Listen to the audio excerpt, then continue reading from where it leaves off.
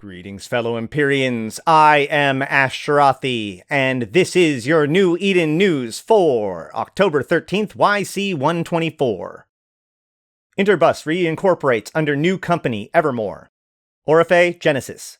InterBus has announced today that it will be reincorporating under a new parent company, EverMore.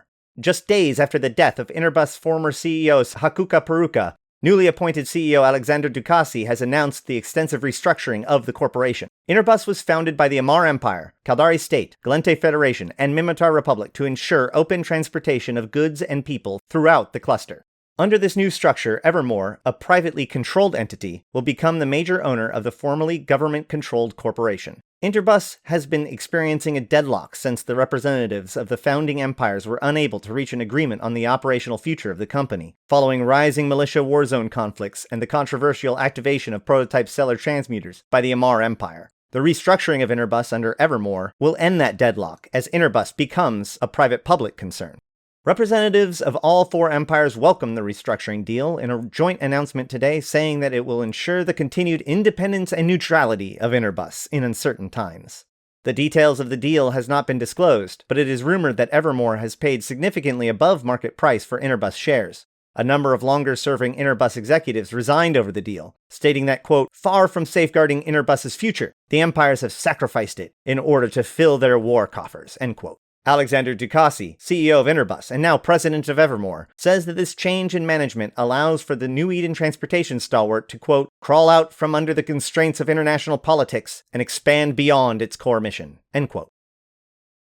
EverMore expands with corporate acquisitions and the founding of new companies. Oriphe Genesis. It was also announced today that EverMore's expanded operations will include the acquisition of a number of corporations across New Eden. Interzone Shipping, Zero-G Research, Adaptive Provisioning, Valor Spec Ops, and the legendary Kumo Inc. Cloning Corporation are all slated to become EverMore companies upon completion of financing arrangements. The acquisition of these companies has been confirmed by their executive boards and will be finalized in approximately a month's time. The purchases of these companies represents a significant diversion of EverMore's portfolio, given only one falls under the traditional InterBus remit. Quote, EverMore is not just a rebranded InterBus, its president informed us. EverMore will represent a new and innovative approach to the connections that bind the people of New Eden. As the InterBus Consortium, we provided reliable links between people regardless of origins or their destination, but were limited by government involvement. As we evolve into the EverMore corporate conglomerate, we will take this same philosophy one step further. Our mission is simple: bring all things to all people. In addition to purchasing these existing companies, EverMore is founding a host of new corporations. Verity Enhancements, an augmentation manufacturer for the average New Eden citizen. Vapor Sea Technologies, a cloud-based computing company. And the Interplanetary Media Network, a cluster-wide network of planetary news and entertainment media outlets. Ducassi assured the scope that, quote, in this dark times, EverMore will show you the way to a brighter tomorrow. As we grow closer to fulfilling our dreams for a better, more connected New Eden, we hope you will all join us. Over the coming days, we will have announcements to follow. For EverMore, this is only the beginning. In other news, Caldari State activates new Stargate link between Samanuni and Othanun following warzone construction efforts. State military construction and naval buildup efforts in Samanuni continue as new Caldari Navy station opens.